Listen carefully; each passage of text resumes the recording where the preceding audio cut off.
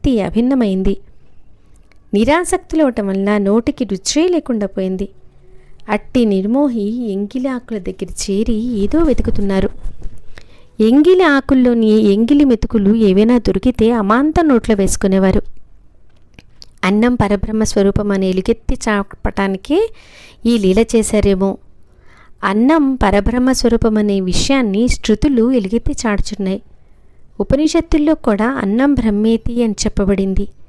జీవితంలో అన్నం యొక్క మహత్తు చాలా ఉందని లోకులకు చెప్పటానికే గజాననులు ఎంగిలి మెతుకులు తింటూ ఉండడం. కానీ మూఢమతులకి ఇది తెలిస్తే కదా.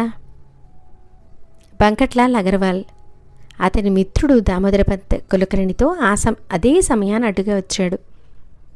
గజాననులు ఈ కర్తృత్వాన్ని చూసి ఇద్దరు ఆశ్చర్యశక్తులే స్తబ్దులయ్యారు. వారు ఒకరితో ఒకరు ఇలా అనుకోసాగారు, ఈయన వెర్రివాని పనులు